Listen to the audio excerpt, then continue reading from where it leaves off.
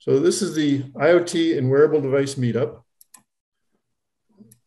Next month, on the 17th, we're going to have Mike Keir talk about 8 best practices of product realization. Mike is the president, the CEO of the Product Realization Group, and they're focused on transferring products into production, which is the product realization part. Should be an interesting talk. And this month, first we'll have the network, or last we'll have the networking, working in reverse order. It's a great way to get to meet other people. And networking is very important. If you lose your job, where do you first go? You go to your network. If you're looking for another opportunity, you go to your network. If you want success in business, you go to your network and ask for help. When I learned how to network, it changed my business, changed my life. And then today, we're going to have JoAnne Moody talk about adhesive challenges with wearable and IoT devices. There's a growing need for adhesives in patches that adhere to the skin. We're starting to see them in products that are produced by the tens of millions. The adhesive has to adhere well for up to 2 weeks without falling off, and yet it has to be easy to remove, and it cannot irritate the skin. And there's other things JoAnne will talk about. She specializes in adhesives, so there's nobody better to talk about this than JoAnne. So JoAnne, let me stop sharing and I'll let you take over. Go ahead. Okay. Let's see here.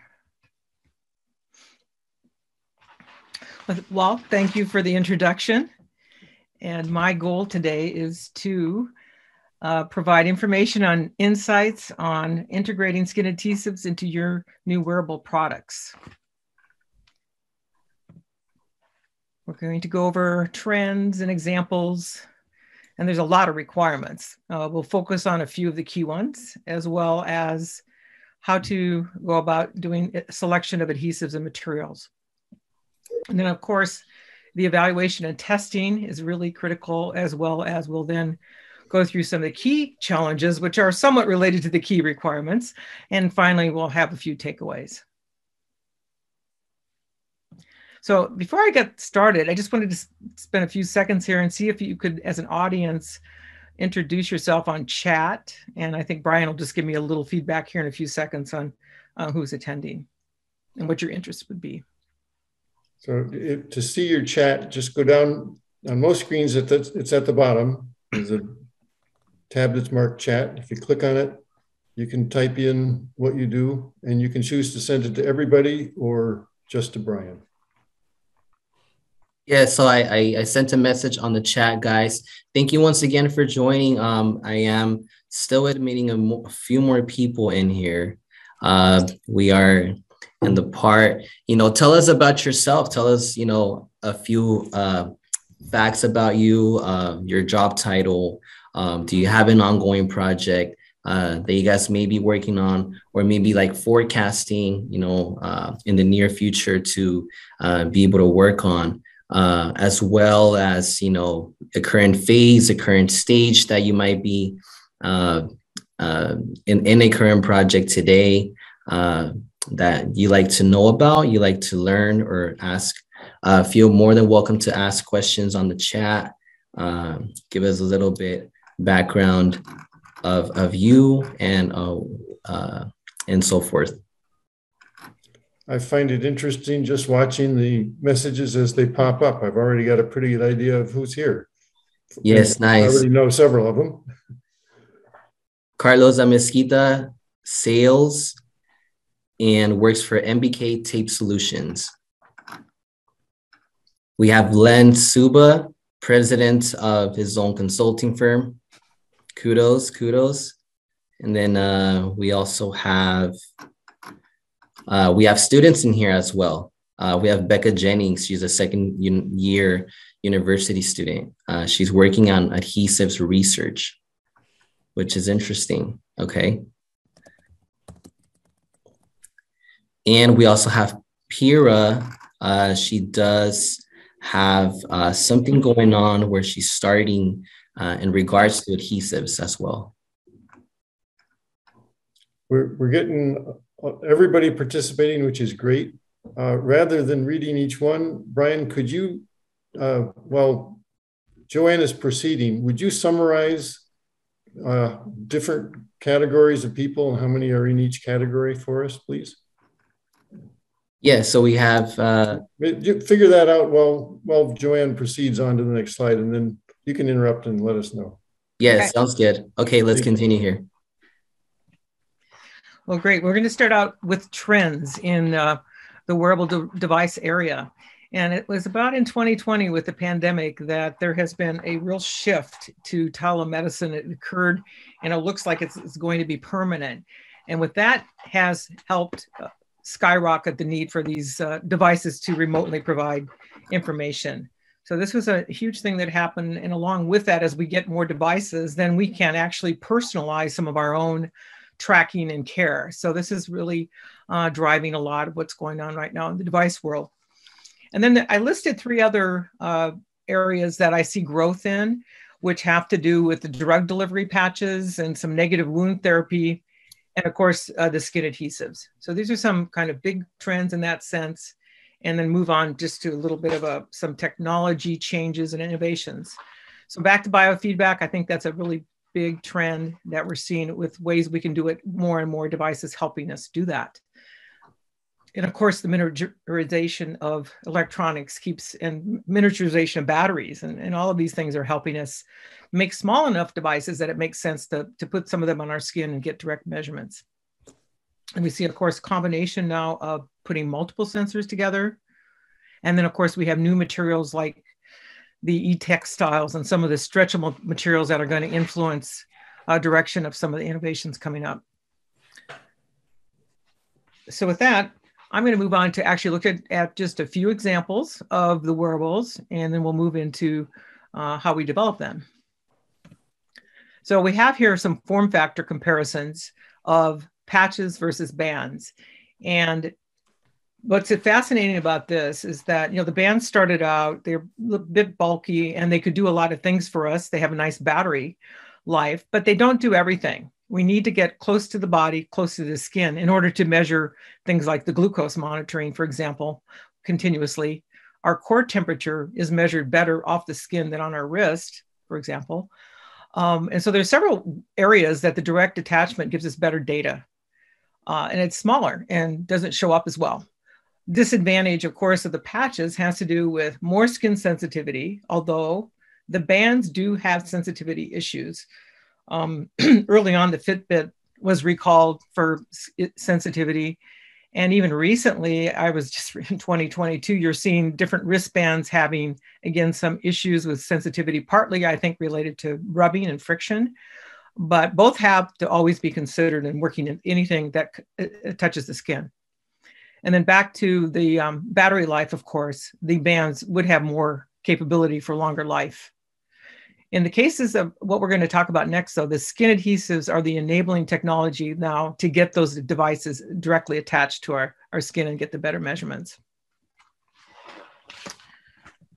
And why are adhesives needed? Well, I think it was pretty clear in the beginning that we need to stick to skin, and it gets us that contact we want for accurate measurements. And how do adhesives impact design? Well, not only do they touch the skin, they can also hold it together. And the advantages of adhesives just in general is that they have lightweight, they're streamlined, they aid in the miniaturization of the device, and it overall provides a better looking device. So here's some of the examples coming up. We'll first start with this very important device, the continuous glucose monitor. And this even became more important again with the pandemic, because this monitor can measure your glucose level continuously. There's a small needle, goes into your skin. This patch will fit onto either your arm or stomach. And this little needle in there will be able to pick up and measure the glucose that's in the interstitial fluid of your skin. This is one of your longer wearing devices, up to 14 days. And it, like I said, what became very popular with the pandemic is that now in the hospital, if you've got a patient that needs to be remote, they can take their glucose measurement is happening every few minutes, and the data can be transmitted right to the nurse station or to the doctor. And the patient doesn't have to go through pricking their skin constantly. And this one device was very, very useful with the pandemic and caused a lot of growth. In fact, one of the issues right now is the production of the new demand of these adhesives for these devices. So we will move on to another device I think is interesting, which goes on a child. So in this case, you need to have a very gentle adhesive because the skin is very thin and delicate. Those types of adhesives tend to have, though, shorter term wear. So that would be then, of course, a disadvantage for other reasons. And you get a really nice temperature monitoring for a couple days with this device. Another pretty common device you probably know about has been the heart monitoring device, which aids in people that aren't sure what's going wrong with their heart. Are they having, irregular heartbeat? How often? What type? And so this device was developed to collect the data, captured in the device, and then it would be sent off to be analyzed in a couple of weeks. And of course, now you can imagine the new trend would be to not do it that way, but to have it analyzed continuously all the time and sent in similar to the CGMs. And so this is a new trend with the heart monitoring to move it to the wireless method. And I mentioned the transdermal drug delivery systems are really growing, and they offer the advantage. You don't have to take the drugs and have them do something to your stomach, or you don't have to take the drugs through the needles. And examples started out, of course, with nicotine as an early patch, but hormones and pain relief and many other drugs are now being transmitted in this way. So it provides very good, monitoring and control of the drug as well. And then in addition, as this device needs to stay on your skin for a period of time, you often will have a stimuli system to go with helping the drug be transmitted through your skin. So the last one I'm showing you is sort of something fun, I think. Another place to use sensors would be with motion capture. And very often the early motion capture devices, and many of them have a band, and then you put the sensor in the band. Then you recharge the sensor and you're able to capture movement, either reflection or other type of movement through inertia measurements. Currently though, of course, there are some very small sensors that are being attached directly to the skin. And so this is another area that's being used for the motion picture industry, but also there are some health applications of being able to capture your motion and even your spine position, let's say. So we're going to move on now to looking at some of the requirements. But before that, if anybody has any questions, or Brian, did you want to pipe in about who's attending? It would be a good time. Yeah, so we have been, thank you, JoAnne. Yeah, we have a lot more people coming in the last few minutes. Thank you guys for dropping the chats on here. We did see a couple of questions here, but we will wait until the session comes in. We also have Shashi. Thank you for joining. R&D manager, previous experience with adhesives as well. We also have Vin. She's interested in learning more about biocompatible materials as well. We also have KB. He's actually building IoT and telematics products. So, I mean, it's pretty interesting. A lot of background here, all kinds of experience that we see here. That's great. Yes. Mm-hmm. Okay, well, I'm going to move on now to the next part of the talk, has to do with requirements, and be ready for a big list. All right, here you go. By the way, if anybody has a question, you can enter it in the chat, or if it's an urgent one, you can ask to have your microphone turned on and you can ask it right away. Okay, so I have a list of requirements, and it seems that every day I think it's stopping. I think the growth curve is stopped now, I hope, but there's just a lot of factors that come to play in designing the wearables. And I know one of the things that's, you really hate to see a list like this, but if you have an important requirement and you forget it or you don't think about it until the end of your product development cycle, it's not a good thing to have happen to you. So this list is one where I'm going to use this list and I'm going to pick out some key requirements to go over, and also later on some challenges on some of these. All right. So these are the key requirements I'm going to focus on for this section then, where we're going to look at skin, the challenge of skin, some of the wear requirements in a general form, and some material selection, looking at how you can use mock devices and prototypes to improve your development, as well as the challenge of testing and analysis as you develop your product, and then picking out your rest of your product needs with manufacturing and regulatory here. So this is the exciting slide to me. And I don't know how, I didn't hear anybody was a dermatologist in the group. So I hope I'm the next expert, but I'm not a dermatologist. So anyway, what's really interesting in adhesives, if you work on adhesives in general, you use adhesives to bond dissimilar surfaces, skin, plastic, metals. But when you get to skin, now you have something alive. And it doesn't stay static. It's continuously renewing its cells at all layers. And it is a limiting factor, the skin renewal, that there's a limitation on how long an adhesive is going to work, even theoretically. So right now it's at about 2 weeks. There's other studies that are working up to 30 days. And I think that would be absolutely the end point ever. But anyway, that renewal factor is key. And another part you'll see in the diagram, you see these hair follicles sticking out. Well, those little hair follicles really cause some challenge to adhesion systems, and we'll get into some ways to deal with that. Skin sensitivity is there with wearing adhesives. Even if you take an adhesive off, the experts will tell you, okay, look at your skin 30 minutes after you take the adhesive off, then decide if you've had any discoloration and sensitivity issues. So it's interesting. The sensitivity, though, is there, and we will get into some of the issues that can develop with skin with repeated use of adhesives. So the skin also has texture, and also the texture varies on the type of area of skin you're talking about, as well as the location of the skin makes quite a difference. So the thickest part of your body for skin is the bottom of your feet. And your thinnest skin is your eyelid and everything in between. So I find that really quite interesting. As well as the stretchability of your skin will also depend on that thickness factor. And in aging, the very young and very old have thinner skin in general.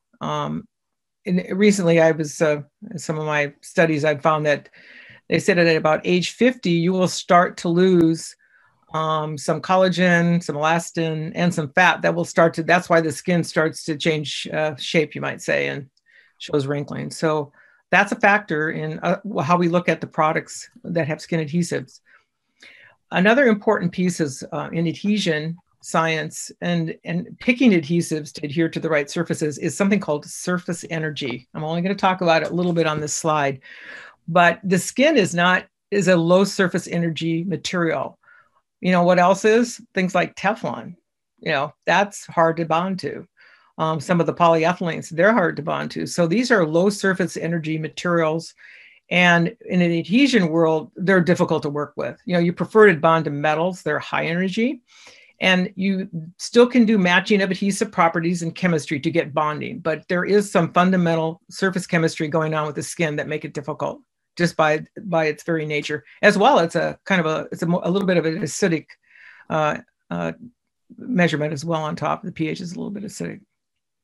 So those are important. So just an overview of the skin, and we'll move on to some of the just general requirements that you need to ask every time you start a skin product. With a device, they're going to ask these basic questions. What's it for? What's it weigh? What's the size? What's the material? Tell us about the people that's going to go on to, and some of the key requirements. Like one of them also could be like the fluid contact. Is it going to be near a wound? Is it going to have, is there going to be a lot of sweat? I mean, is the person going to be swimming or bathing? And there's ways actually you can protect devices from water exposure. We need to know that.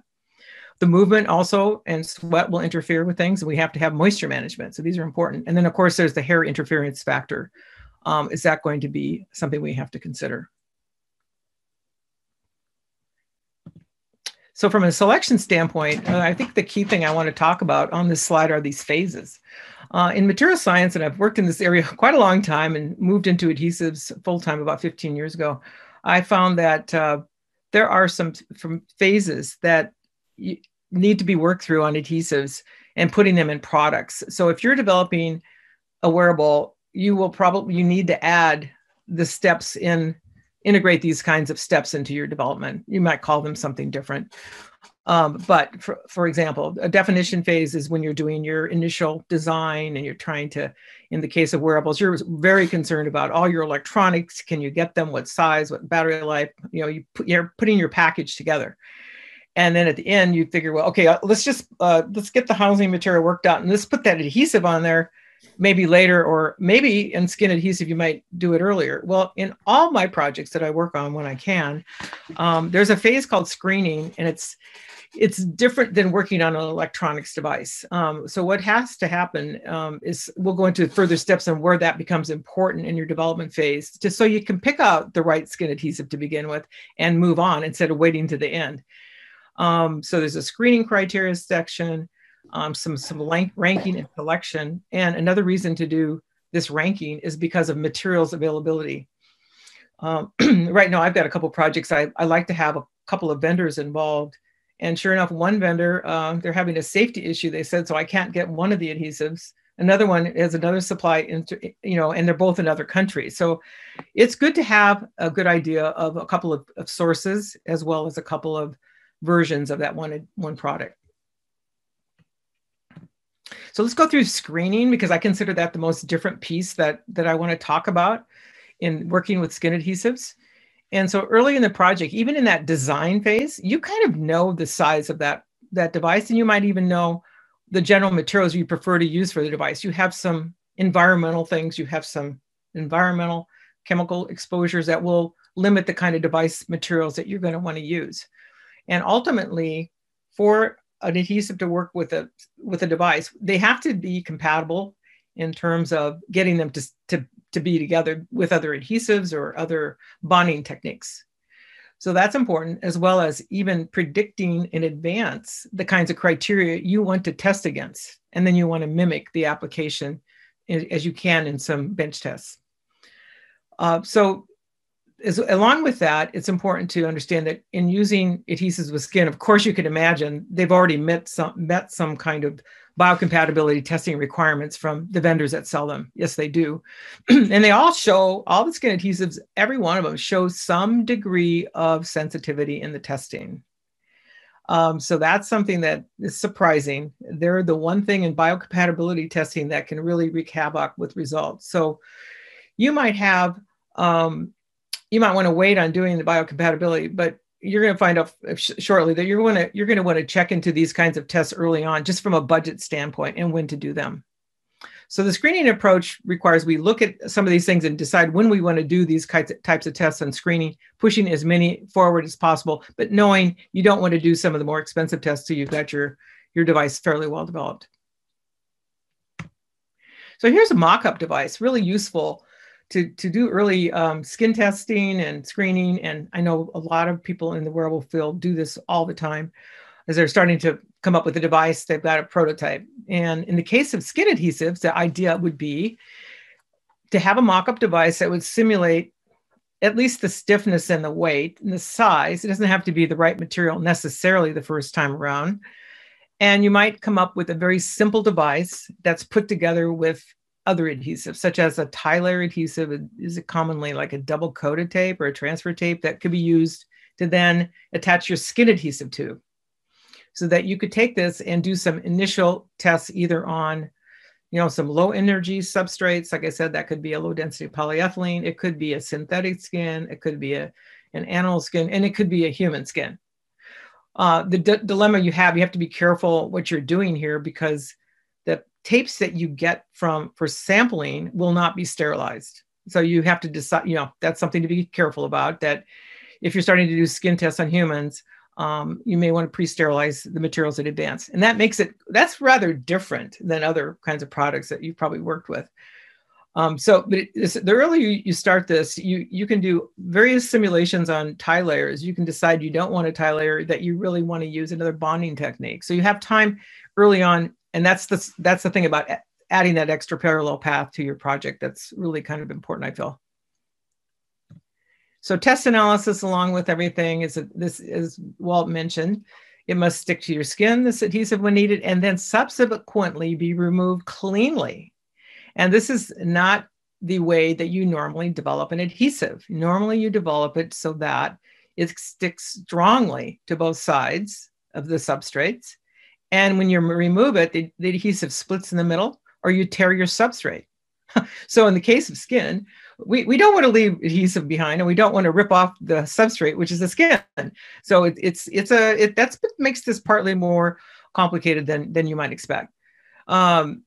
The adhesion and stress tests should occur along the development, and you want to simulate always failure. When you do adhesive work, your tool to success is to create failures. You run a test, and in adhesive, you can't verify the bond. You have to break the bond to know if it's any good.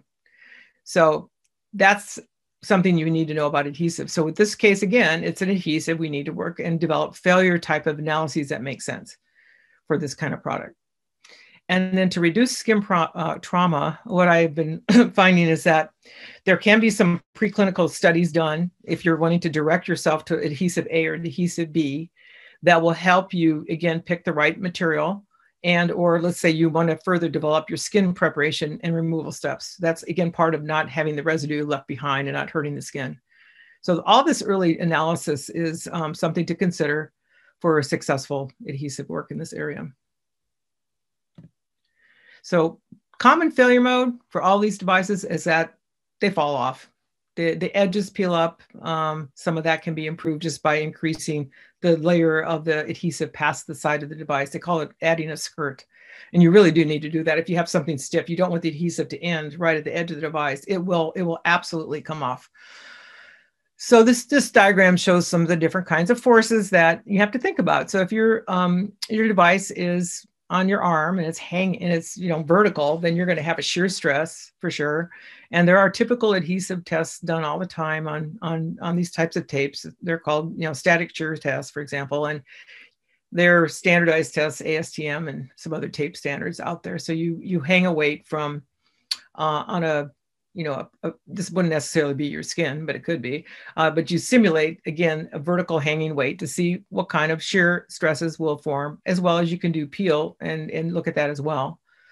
So there's some basic adhesion tests you can do on your material with your prototype without skin. And then your challenge is what to do when you get with skin. So again, falling off is a common failure mode. As you're going through your adhesive selection, I do recommend you try to work directly with the adhesive manufacturers. The converters, you aren't guaranteed the converters understand materials. And there are some that do, but generally they can't be responsible for your selection of material. So what often happens, and I've heard from the converters, is that they'll get a device that's been developed and here it is, let's get that adhesive attached. And they're like, oh my gosh, I can't, we don't know how to do that. We can't help you. For those who aren't aware, like me, I'm not real aware. Tell us what a converter is. Oh yes. Okay. There's a converter is kind of a broad category. It's a manufacturer who might take, they tend to take film or tapes and they change the shape, they cut them up, they die cut them, roll them up, laminate. So they're an important part of, if you're doing the wearable and you have the adhesive, you need to be able to have a manufacturing method to put them together. So those converters are those manufacturers. So you have the companies like the 3Ms and the Avery Dennisons and some many other companies out there that do make the adhesives. They can give you some guidance, at least how to start. And then when you get along your way, there's certain converters that specialize in certain types of adhesives or certain types of laminations that you might need. You might need multiple at the end of the day. And that's what identification of that is a part of your job to figure out how you're going to make the product in the end. But you'll need to, as you go along on picking materials, start to identify who you can work with and what their qualifications are to help you. The vendor qualifications being the converter qualifications. So the converters are selected then also by how they can work with you then as you're partly there on your design materials and your volume. And hopefully you'll find a second source of materials, and you'll work your way through to your remaining logistics that are going to be important to making the product. So this is done, I'd say, around the mock-up stage time period. And when you start to want to work with that and identify people you think you can work with to scale up. And the reason I put this as a requirement is that it is really important early on to get that manufacturing as a requirement, or again, you can wait too late on that one. So it's, a lot of people might put it later in the game, but it's pretty important up front so you can get you've got to have the cost right or you won't have a product, right? So you've got to be identifying that as soon as that mock-up, I think, is in its stage. So the regular requirements, what's interesting for me is that like many of these devices come out and they're going to be a class 1 because they're not going to have blood contact. Class 2, as some of you may know, is a diagnostic product. It will tend to potentially have blood contact. And the type 3 tends to be, in the body for a while, and it might be an implant. So many of these wearables are, well, I hear the comment, well, yeah, it's a class 1. Oh, it's not even a class 1. It'll be easy. Yeah, I don't have to worry about it. Well, that's not really true. If you've got a device contacting your skin and you cause the skin injury and it's not a class 1, well, you're still going to be in some liability for this type of problem you run into. So some of the devices that aren't class 1 should look at what they need to do to protect themselves if they're not providing skin injury. And the standard, the ISO 10993, provides a lot of detail on what's needed.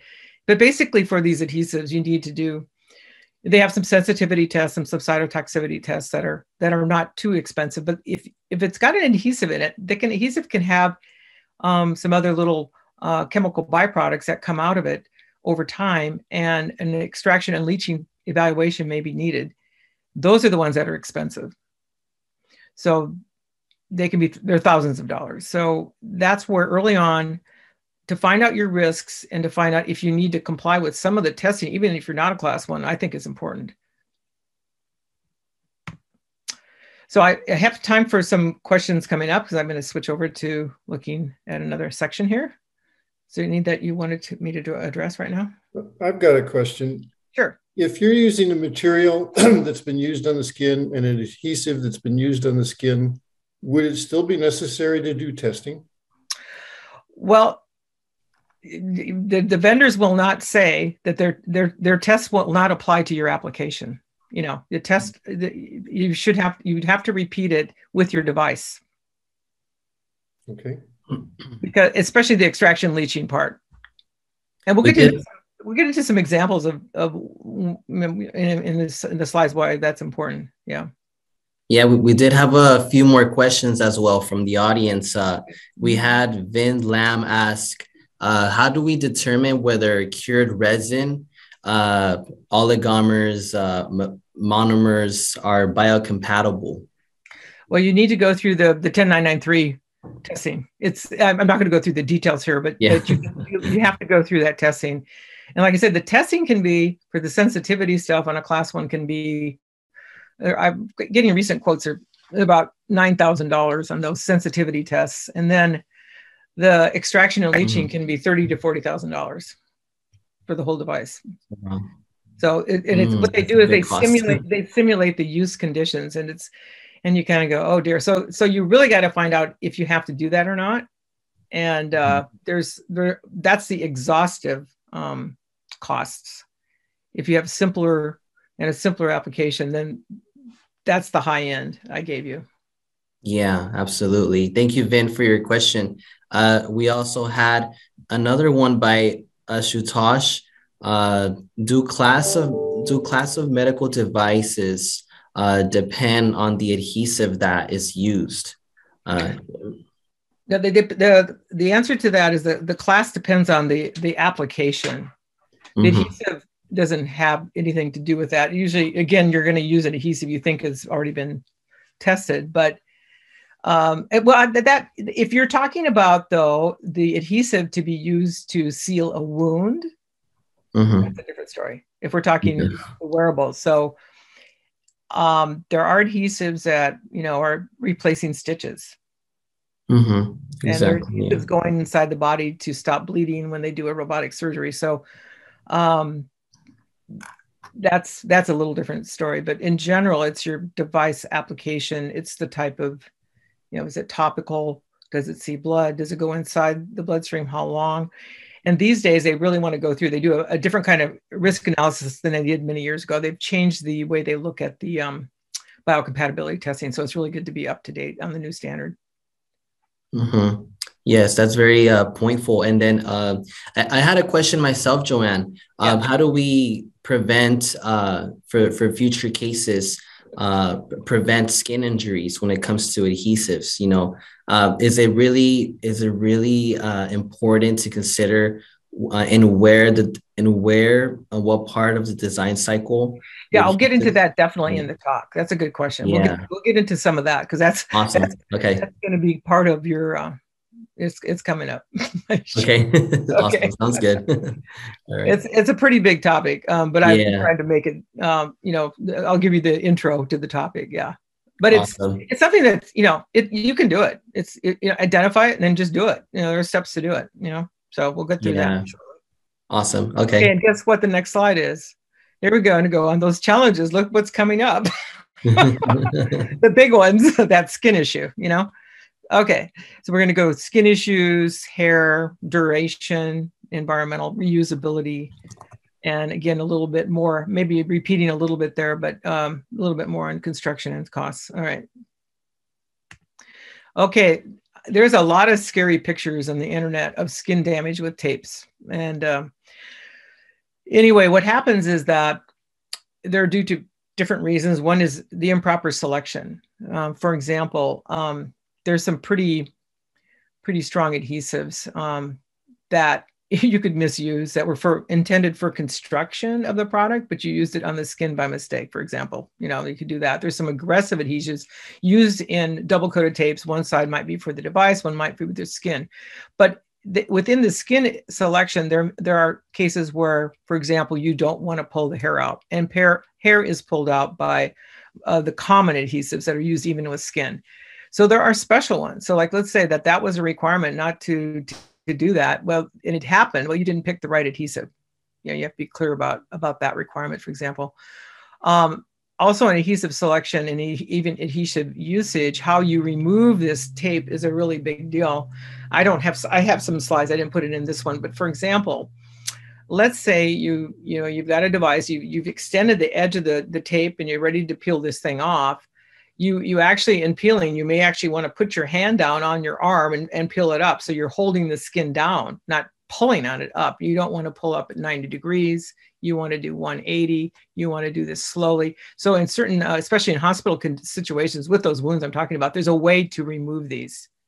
And that removal technique should be developed within your device. And there's a time to do that. We'll come up with that shortly. The other case for skin trauma has to do with diabetics. I mentioned that, you want to have the diabetics want to use the CGM monitor, but then their illness often compromises their skin so that they can't use it because their skin won't hold up to the adhesive. So there are some ways around that with applying another gentle tape under your skin. There are some sprays out there that add another layer of protection to not injure the skin. And they kind of spray and in a minute later, you just see sort of a glossy surface on your skin and you can do that. So that's one way around the issue with some of the skin that's so delicate. For the young and the old, they're not going to be able to use the common, what's the most common adhesive out there is the acrylic family of adhesives. They have all different kinds of properties, really wonderful things they can do with breathability and long-term wear, and they're cost effective. But if you keep reusing the same adhesive in the same place a long time, you can develop sensitivity. You just can. And so again, that's one of the issues with the CGMs. They're always in a similar place. So what people probably do is they probably move them a little bit up or down from their normal area and follow the instructions they're given. Over time, certain individuals just simply develop allergies, even though somebody else could wear something forever, somebody may develop a skin reaction. So there are ways to work through this. And I'm working with a client right now where they are, with their application, because it's near a wound, we're working through some techniques that they can early on set up a preclinical on working through this, because it's a very important part of their product to make this not, to handle this kind of wound situation. So I was going to show you an allergic reaction. I thought these were, this is a kind of a good example of, these are documented studies. You can look up the sources actually. And they both occurred with the continuous glucose monitor. As I said, that's the one, yeah, it can last a long time, but they've had to work really, really hard to make it have less skin issues. You know, and there's billions of these sold right now. So it's a really big product. So I have two cases here where for different reasons, there was a skin allergy. Okay, so the first one was that there was an additive, some chemical name here called isobonyl acrylate. It's a common, what they call a plasticizer. It's an element that makes the acrylic stickier. You know, it's a super common ingredient. And what happened that, and again, in a very small number of cases, this ingredient has been known by everybody now in the world of adhesives, that this is one that causes allergic reactions. And so people are working at trying to eliminate that one ingredient. And it's not really a bother except for certain areas of use where it's repeated, like I said. And so that is identifiable in the manufacturing. So they know if they're using it and if they want to, and they can get and have gotten rid of it where they can. Another ingredient that caused a problem was with the old super glue used in the construction of a device, ethyl cyanoacrylate. And what happened was it wasn't next to the skin at all. You know, it was a couple layers above or two. And what happened, a few people started to get reactions. And again, somebody did a big study on this and found that that cyanoacrylate had managed to get through and into their bottom layer somehow, or from the exposure on the device. And so they ended up then going in, changing the design. They got rid of the cyanoacrylate and they put a heat bonding step in there of some sort. And so they eliminated that from their assembly. So what happens, and like I said, that's where I don't know that you can avoid this extraction leaching tests for your assemblies. And so you just want to be really careful what you put into them. And, you know, when and if you should do these leaching tests that are part of the 10993. And if in doing those, and that's why the FDA has gotten real fussy about the exhaustive testing, is that our analytical techniques have gotten very, very good. So you can find more and more tiny molecules. So that's where the costs have come from to some extent. And in all cases, manufacturers are always going to improve their materials and designs if they find any kind of issue like this. As well as, like I said, another solution to some of the problems with the skin have to be with those spray coatings or films that can be put onto the skin prior to device. If you think there's that can be worked out in your early definition of your product. So on the hair issues, again, up front, most of these adhesives pull off your hair. It could be a big surprise to run a trial on and find out, gee, I don't like this. So you're going to want to say, well, I don't want my adhesive to pull off hair. Well, you can get adhesives that are very gentle. They will not last as long. Of course, there's always a drawback, but they exist, I assure you. And if they're high volume, of course, they're more expensive. But if you're high enough volume, you will probably want to use those adhesives. They're available. And of course, with the children and the sensitive skin, so what if it's a couple day application? You're probably going to use one of the couple of different kinds of hair-friendly adhesives. Other places in surgery, they may not shave off your head. They may decide, oh, well, I'm in a hurry. We're going to pull off your hair. Actually, they do that because it's going to come back. I happen to know somebody in the surgical field, and I've been talking to them about the situation, and they just go, yeah, we just do it. But they also, in some cases, don't want to shave your hair because when the hair grows back, let's say you have a wound or something, it might grow into the wound, but it is often that they do recommend that you do shave your hair on some of the daily applications. So it's one that people don't want to know But if you're willing to have the shorter term, then you can do this with an adhesive. You should be able to do this.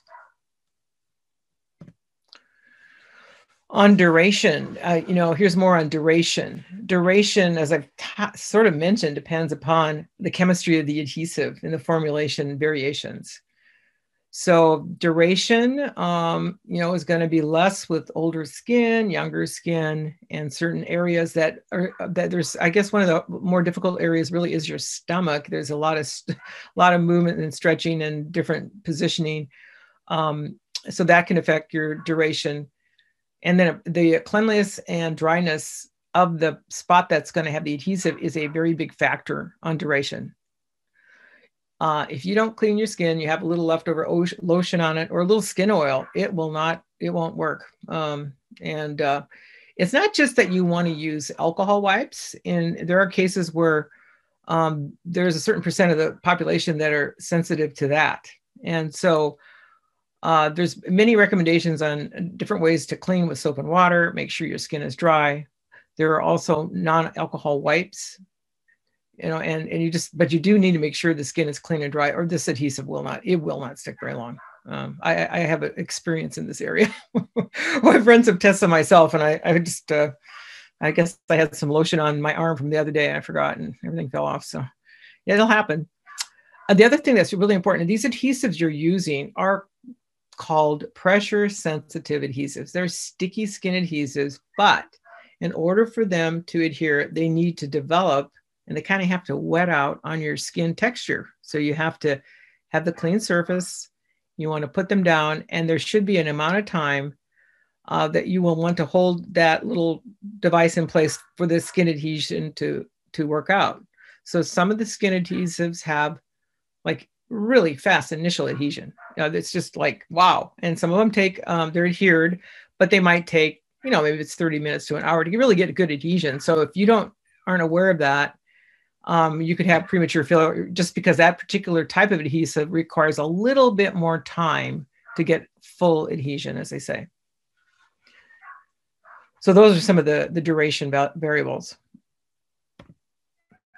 There's also the environmental challenges that I'm grouping together here that you can build in after you've kind of got your initial adhesive worked out. You can build in some aging tests, some sterilization, and decide how you want to handle humidity and water. I mean, do you want to have the device removed when the person's wet? Do you want to protect it or reapply it? So some of these things are part of the environmental definition of the product. Here's an area of reusability of a device. So after a few days, if you have a device, in place and you take the device off, and if you haven't designed it a certain way, that adhesive may not want to come off your device. Most of the time you would say, if I'm making a really good bond, I want it to come off the skin. I want it to stay put on the device. But some cases it's part of a product design to say, but I want to, I need to reuse that electronic device. I can't make it a single-use device. I need to make it a reusable device. It's just something I have to do. And so you will find that the adhesive manufacturers, I call them the PSA manufacturers, will not guarantee a residue-free removal.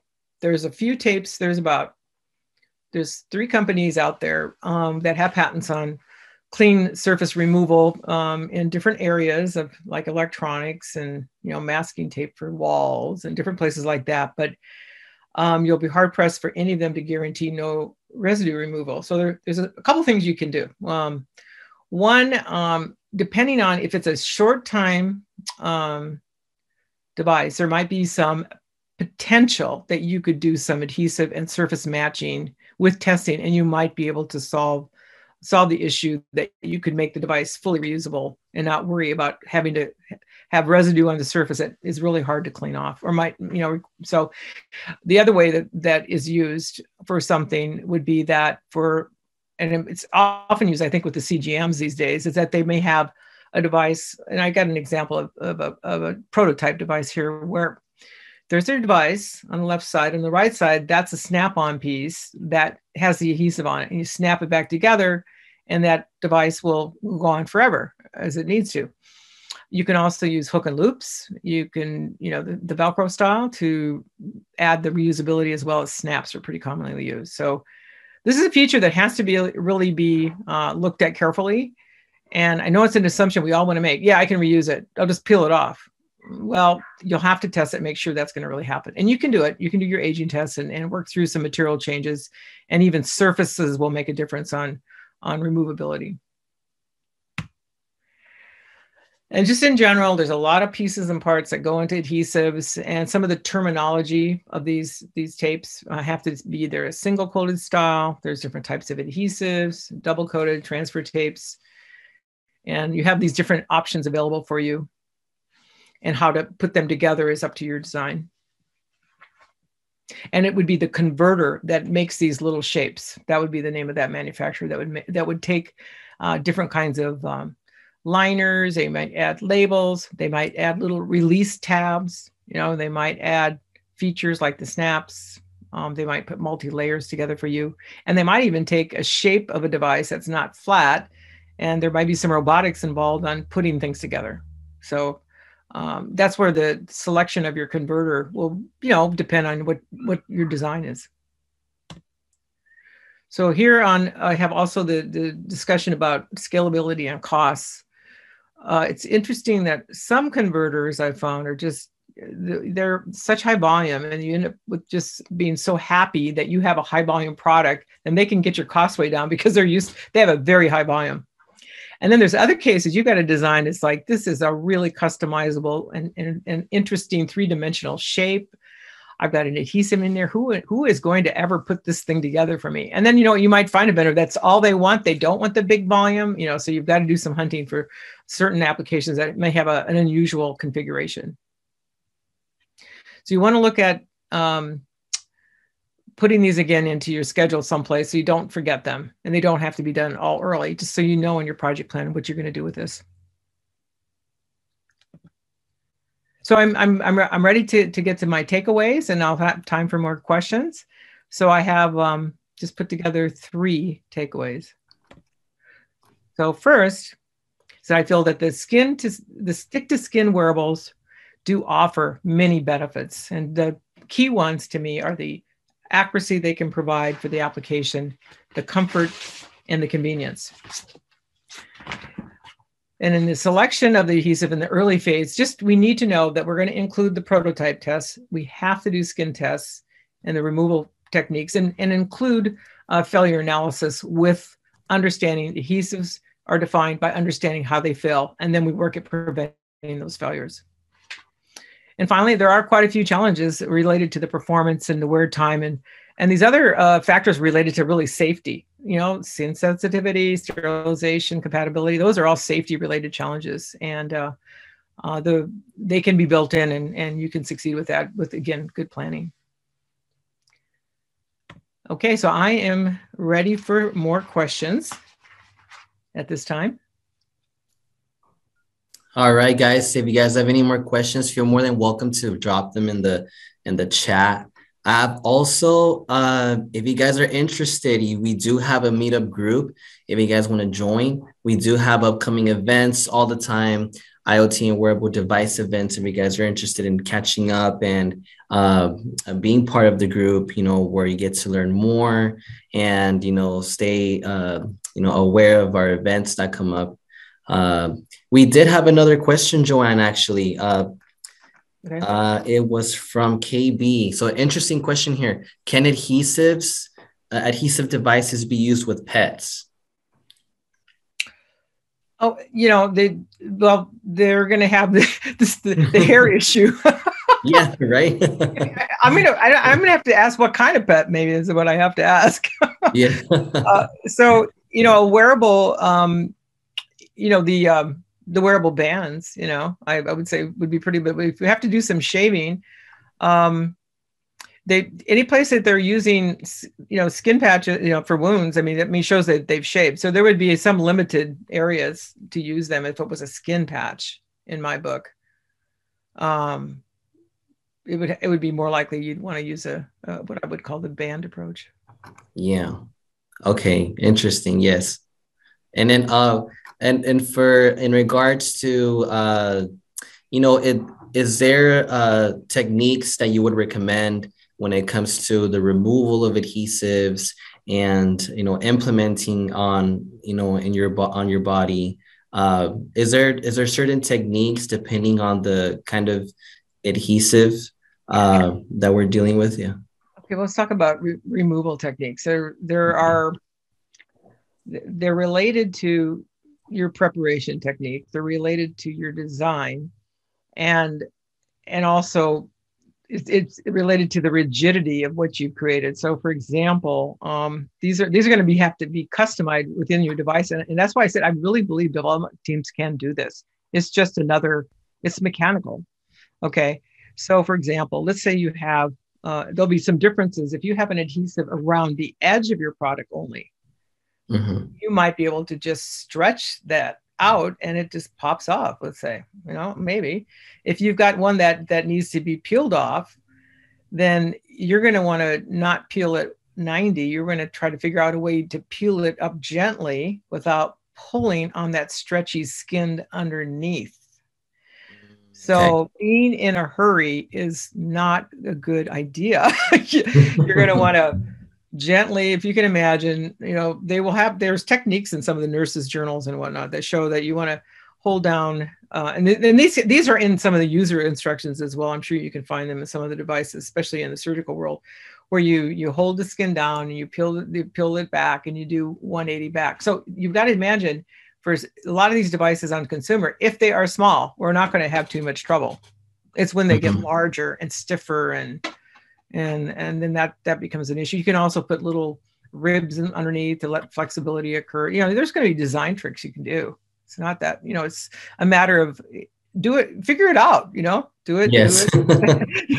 It's good. I have some very unusual shapes that working on recently, and it combined trying to find some flexible material. We could find flexible material, but the adhesives wouldn't stick to it. So we had to find custom compounding to find the right material. And so there's different challenges like that. But then the device design is actually very simple. It's just, it's finding a material that had the flexibility that we could adhere to. Yeah, interesting. Yeah. And is there a particular use case, JoAnne, that you can think of that of a device that it's out in the market, or maybe it's about to be, produced to be out in the market that has to do with your hair? Is there a particular device or, a specific use case that you can think of that, that stands out to you? Or I don't know some of the exact names. I've had a few questions and some of these talks come up, and I don't know what the application was where there was a need to put, a device on the head someplace. Yeah. And you might adhere the hair, or you actually can adhere to hair, but it's going to have limitations on length of time. So there's devices for the head. I mean, you could actually, the forehead is one of the best places to put wearable devices. You can do all your measurements almost from your forehead, except you may not want to walk around with that on your forehead. Of course. They say that's a great location, Yeah. So the problem on the head is of course the hair. You're going to have to, I would think you're going to have to strap it on, thin it down, or but to just stick a full sticky device on the hair, do you think that makes sense to you? I'm not sure. Yeah. It's a special place of your body that it's really, you have to be careful with, how, you move forward with applying that device that, has to do with adhesives, Yeah. So it's related to, the application location, all that. Yeah. All that, what I look at. Nice. Yeah, we do. We can allow one more minute for any more questions that you guys may have. If Walt maybe had a question, as well. We have this slide. If you guys want to take JoAnne Moody's information, connect with her, and if there's a possibility of networking there. Thank you guys for being here once again. So thank you very much, JoAnne. I really appreciate you educating us on adhesives. Very interesting.